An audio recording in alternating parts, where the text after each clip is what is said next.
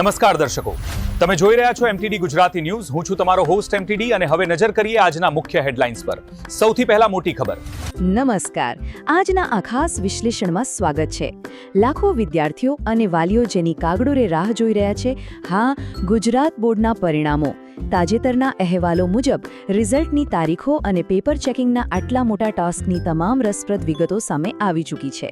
ચાલો આ બધી જ માહિતીને સરળ રીતે સમજીએ. તો ચાલો ફટાફટ શરૂઆત કરીએ. આજના આ વિશ્લેષણમાં આપણે મુખ્ય 5 બાબતો પર નજર કરીશું.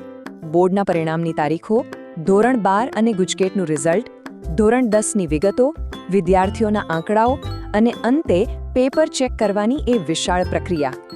આ તમામ આંકડાઓ અને તારીખો ક્યાંથી આવ્યા? આ માહિતીનો મુખ્ય સ્ત્રોત નવ ગુજરાત સમયનો આ તાજેતરનો અહેવાલ છે. આ અહેવાલે પરિણામની તારીખો અને આખી પ્રક્રિયાના સત્તાવાર આંકડાઓ પ્રકાશિત કર્યા છે.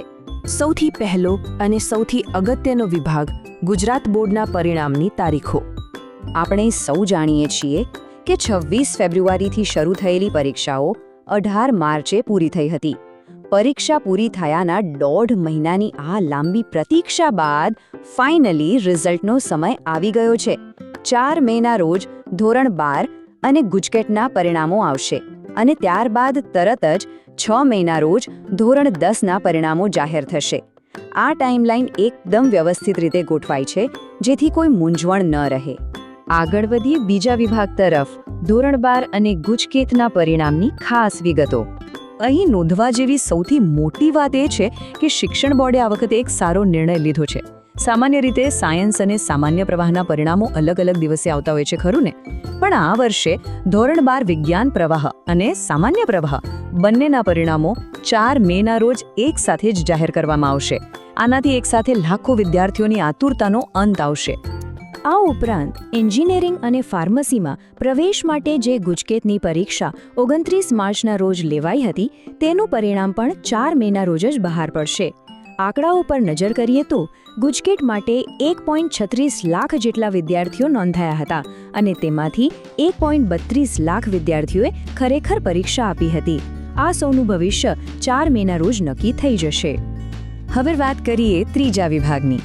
ધોરણ 10ના પરિણામની જાહેરાત. ધોરણ 12ના પરિણામના બરાબર 2 જ દિવસ પછી એટલે કે 6 મેના રોજ બુધવારે ધોરણ 10નું પરિણામ જાહેર કરવાનું આયોજન કરાયું છે. બોર્ડ દ્વારા આ તારીખો નક્કી કરી લેવામાં આવી છે અને બહુ જ જલ્દી આની સત્તાવાર જાહેરાત પણ થઈ જશે. હવે આ વિશ્લેષણમાં આગળની બાબત ખરેખર રસપ્રદ છે. વિભાગ 4, વિદ્યાર્થીઓની સંખ્યાનું વિશ્લેષણ. 15,27,724. આ કોઈ નાનો સૂનો આંકડો નથી. આટલા વિશાળ પ્રમાણમાં વિદ્યાર્થીઓએ આ વર્ષે બોર્ડની પરીક્ષાઓ આપી હતી. આ માત્ર એક આંકડો નથી, પણ એ દર્શાવે છે કે આખી પરીક્ષા વ્યવસ્થાપનની કામગીરી ખરેખર કેટલી મોટી અને જટિલ છે. ચાલો આ આંકડાઓને થોડા વિગતવાર સમજીએ. ધોરણ 10ના કુલ 9,07,175 વિદ્યાર્થીઓ છે. આમાંથી મોટા ભાગના એટલે કે લગભગ 7.69 લાખ વિદ્યાર્થીઓ તો નિયમિત જ છે, પણ સાથે સાથે તેમાં 70,000થી વધુ રિપીટર અને 41,000 જેટલા પૃથક એટલે કે અલગ અલગ રીતે પરીક્ષા આપતા ઉમેદવારોનો પણ એક મોટો વર્ગ જોડાયેલો છે. બીજી તરફ ધોરણ 12ના આંકડાઓ જોઈએ તો સામાન્ય પ્રવાહ અને વિજ્ઞાન પ્રવાહ વચ્ચેનો તફાવત ખૂબ જ મોટો જોવા મળે છે. સામાન્ય પ્રવાહમાં 5 લાખથી વધુ વિદ્યાર્થીઓ છે, જ્યારે વિજ્ઞાન પ્રવાહમાં લગભગ 1,19,000 જેટલા વિદ્યાર્થીઓ નોંધાયેલા છે. આના પરથી જ ખ્યાલ આવી જાય છે કે પરિણામો તૈયાર કરવામાં કયા વિભાગમાં સૌથી વધુ મહેનત લાગી હશે.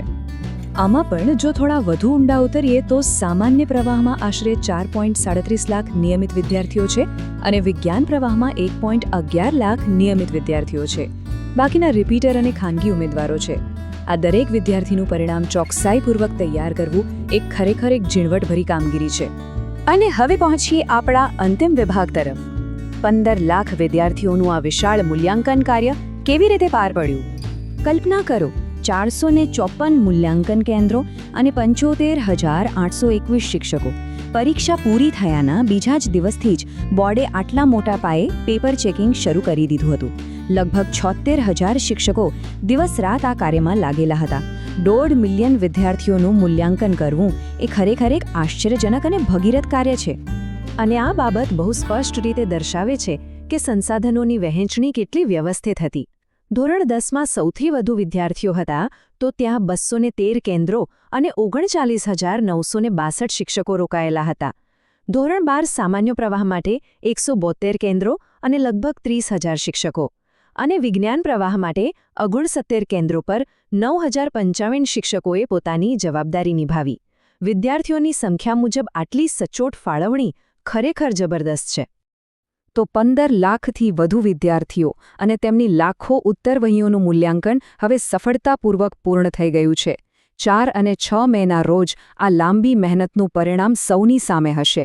આ પરિણામો જાહેર થયા પછી આ લાખો યુવાનો તેમના જીવન અને શૈક્ષણિક કારકિર્દીના કયા નવા રસપ્રદ પ્રકરણમાં પ્રવેશ કરશે? આજના આ વિશ્લેષણમાં આટલું જ. જોતા રહીશું આગળ શું થાય છે.